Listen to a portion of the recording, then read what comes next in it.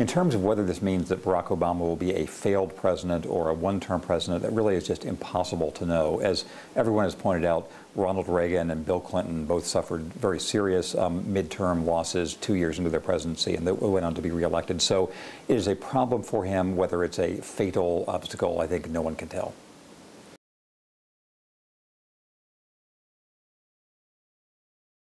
One thing you learn about American politics, probably any politics over the years, is that things change in ways that are very, very difficult to predict. And it also is a strong pattern in American politics to overreact to and to overinterpret whatever is the most recent result. For example, after the 2008 elections, many people were saying in a very excessive way, oh, the Republicans are done for a generation, et cetera. So no one really knows what will happen 2 years from now by the 2012 elections. However, you'd have to say that Obama is more favored than not. He's more favored than any other person you can name to be the next president. The economy will probably have improved by then, and the Republicans have no obvious, strong, centrist candidate to challenge him.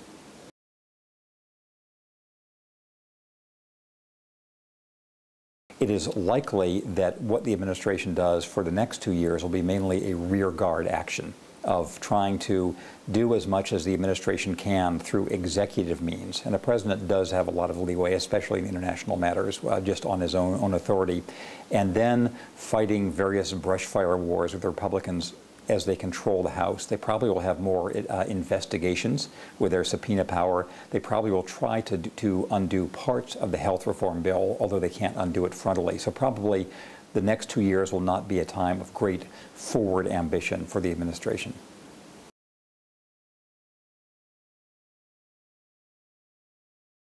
The strongest case the Obama administration could make was that the situation was so dire that simply avoiding a Great Depression-type catastrophe represented significant achievement.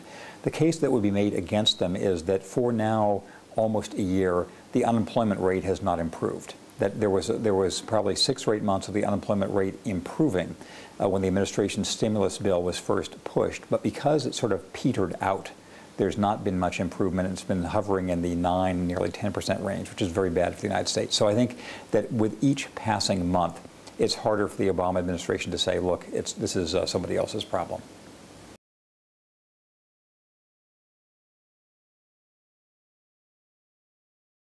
Obama could draw comfort from the Clinton example in saying that Clinton did go on to be reelected very strongly and to get a lot of minor things, lesser things he wanted done. He could draw some discomfort from the Carter case in that Carter, of course, was not reelected and had increasing frustrations in his next 2 years. I think it depends on the differential comparisons we make here. Whether Obama has some of the same political skills as Bill Clinton to position himself as the point of moderation, of responsibility, of non-extremism, as Clinton managed to do against Newt Gingrich, and whether, in contrast to Jimmy Carter, he can overcome some of the economic stagnation, which was the real challenge for Carter when he finally was beaten by Ronald Reagan.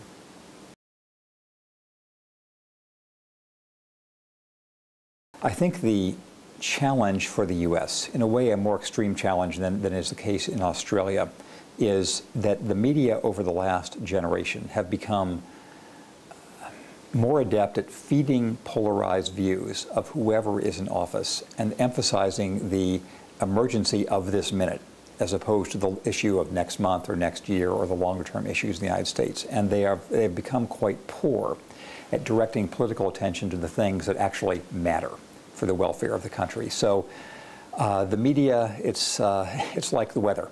Everybody complains about it, but it's very hard to do much about it. But it is a major challenge that any president needs to work with.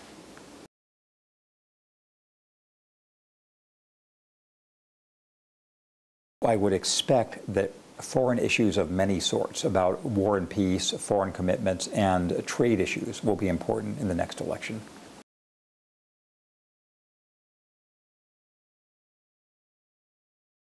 It's worthwhile for any president, and including this one with China at the center of his vision, to say we have all these other relationships with different kinds of countries which can be economically important and democratic as well.